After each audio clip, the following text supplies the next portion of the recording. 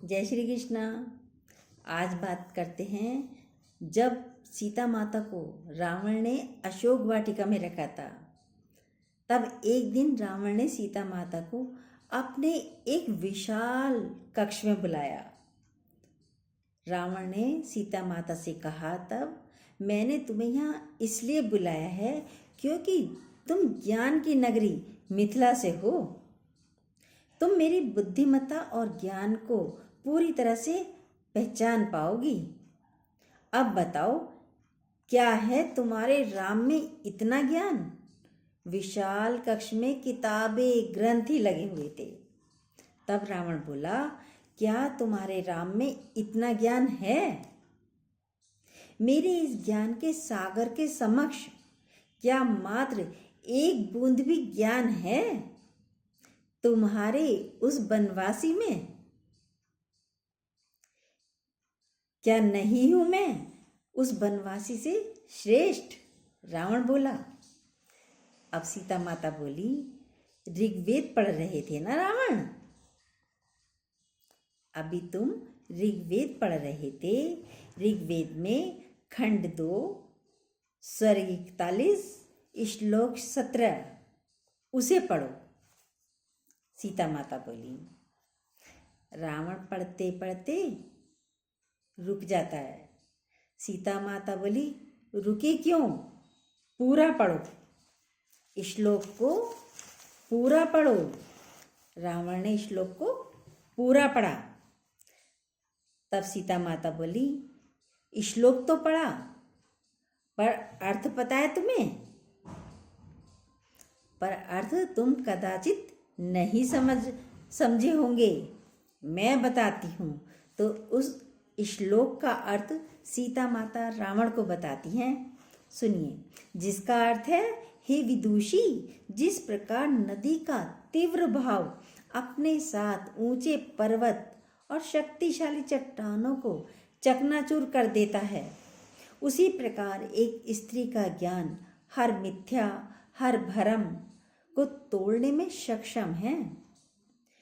हमें अपने कर्म भाव और आचरण से ऐसी स्त्रियों के सामने नतमस्तक होना चाहिए। ऐसी स्त्रियों के सामने हमें नतमस्तक होना चाहिए। सीता माता बोली, तुमने सब पढ़ा, प्रशंसा योग्य है, परंतु गुण कुछ नहीं लिया। ये शोक है। सीता माता बोली, ज्ञान केवल पुस्तक पढ़ने से नहीं, उन्हें जीवन में उतारने से सार्थक होता है। रावण, ज्ञान की लौ होते हुए भी अज्ञानता से, अहंकार से और अधर्म के तापस से घिरे हो तुम, और फिर अपनी तुलना मेरे श्री राम से करते हो। बुद्धि और चरित्र के बिना ज्ञान शून्य है। सीता माता बोली, मेरे श्री राम के चरित्र में गरिमा है और बुद्धि में साक्षात ब्रह्म का निवास है। जो अपने ज्ञान को धर्म और न्याय की तुला में तोलते हैं, और वहां तुम अभिमान का हाथ थामे धर्म और न्याय का वध करते हो, तो ऐसा ज्ञान किस काम का? रावण बोला, जब कुछ नहीं था तब केवल आत्मविश्वास था। इस संसार ने मुझे कुछ दिया नहीं। मैंने जो पाया, प्रहार से वीर भोग्य वसुंधरा, वीर ही वसुंधरा धरा का सुख भोगता है। वीर भोग्य वसुंधरा, जो वीर होता है, ये धरा उसकी दासी है, और केवल वो वसुंधरा भोग सकता है। शास्त्र भी यही कहते हैं। रावण बोल रहा था अभी तक। अब सीता माता बोली, और वीर किसे कहते हैं रावण? जरा ये तो बताओ, वीर किसे कहते हैं? सीता माता बोली, जो अपने साहस से, प्रयास से और परिश्रम से जीते, छल और माया से नहीं, उसे वीर कहते हैं। मायावी अपने लक्ष्य कामना से पाते हैं, और वीर अपने कर्म से।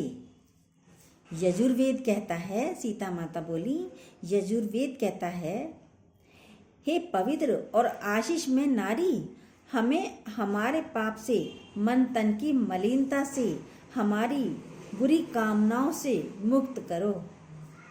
हताशा, असत्य और घृणा, ईर्ष्या से दूर रखो और तुम्हें उसी पाप और कलंक नाशनी को कलंकित कर तुमने उसी पाप और कलंक नाशनी को कलंकित करने का प्रयास किया है।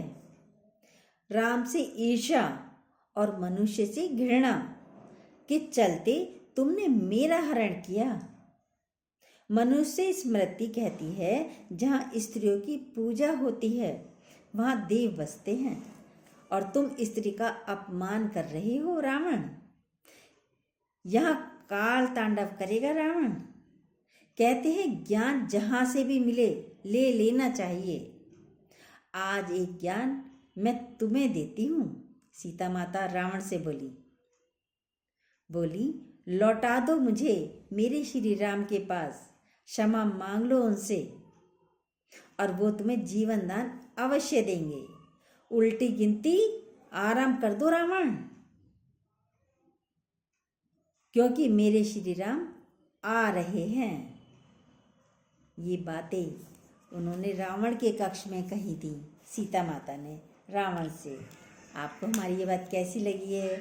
अच्छी लगी हो तो प्लीज़ सब्सक्राइब कीजिए और जो बेल आती है उसको दोबारा से प्रेस कीजिए।